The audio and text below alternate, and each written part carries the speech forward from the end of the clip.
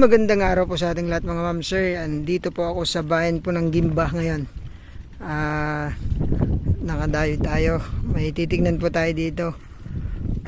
Rice land along Barangay Road. Irrigated rice land. Ito yung irrigation niya. So yan po yung umpisa ng property natin. Ang ganda ng view. So 5 hectares po itong titignan natin. Yan. Buo na yan, 5 hectares po hanggang dun sa may mangga.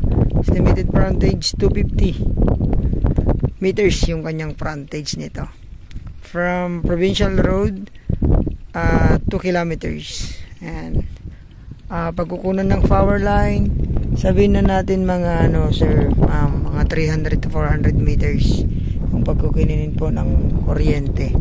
Meron pong doon, barangay road doon. Tapos sa kabila yan, barangay road din. Ayan irrigation. So ang ganda kasi 3 crops yung pagtatanim ng palay dito. Depende na lang kung yung magtatanim po ay dire-diretso. Pero ito, water supply napakaganda. Ayan po. Tapos ito hinaharang dyan, papasok po dito yung kanya pong tubig. So hindi po nila problema yung tubig dito. So ayan ang ganda, plat na plat. Pwedeng magpatayo ng bahay dito. Wala pong baha. May bahay po dyan, kapit bahay natin. Ayan. So ito po 5 hectares, titled property, seller name daw po sabi ng ating contact dito sa Kimba. Ito papasilip ko sa inyo yung kanila pong irrigation. Ayan. Papasok po yan dyan, papunta po doon. Ayan, labas po ng kanyang tubig. So diretso yan, 5 hektarya yan, napapatubigan. Tapos diretso doon naman yung mga katabi. So ngayon nagpe-prepare na po silang saka. Meron na po silang yung binhi. Ayan, tumubo na. So 1 month ata po yan bago pwedeng itanim. Pero tignan nyo naman po, ang haba. Frontage pa lang, ang haba na nito. Tapos plat na plat siya. Ayan, bayan ng Gimba. From siguro tanong natin kay Kap kung saan tayo mag-i-exit na mas madali na mapuntahan tong property. Sa mga gusto po ng irrigated rice land, 5 hectares, magustuhan nyo po ito. Investment po ito mga ma'am sir. Kap, anong exit nito mas malapit? Yan, lakarin natin yung frontage sa Anaw exit, ilang minutes Kap? So Anaw daw po yung ating exit natin, mas mabilis daw po sabi ni Kap. So yung minutes mamaya kinikwenta ni Kap. Ito malapad to yung kalsada natin, mga 6 meters wide to, kaya lang ito lang yung nagagamit. Pero ito pag nasemento to 6 meters wide. Ayan, ilang minuto Kap? 30 minutes?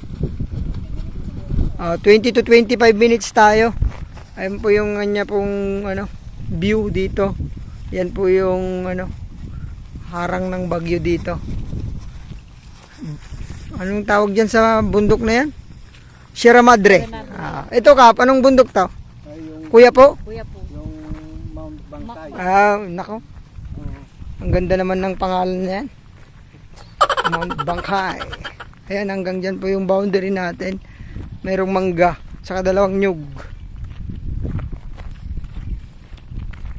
Ito po yung palabas po ng provincial road. San Lagusan to, ate? Papuntang? Konde, San Felipe, San Marcelino yan.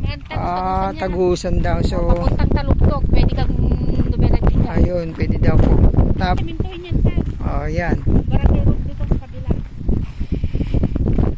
Ayan, ito po yung dulo ng property. Merong tanim na mahogany. Tapos 2 nyo. Ang Ganda nga ng plat na plat, no? Yan. Tignan nyo man po yung tubig nito, oh. Saganang sagana. Ayan, tanong ko mamaya sa seller kung ilan ang nakukuha dito every crops. Hanggang dun. Buhay po yung seller nito, wala pong extrajudicial. Diretso dun. Ganun. So yung price po, daanan ko po yung seller nito para makausap din natin about sa capital gains saka ibang sagutin po niya. Ayan ho, bayan po ng Gimba. Gimba ba ay kuya po ay Nueva Ecija pa rin? Nueva Ecija. Oh. Gimba Nueva Ecija po tayo ngayon. Pinasyalan natin tong irrigated rice land. Napakaganda po nito. Ayan, lagay ko na lang po sa description box yung price sa kasagot po ni seller. Thank you po. God bless po sa atin lahat.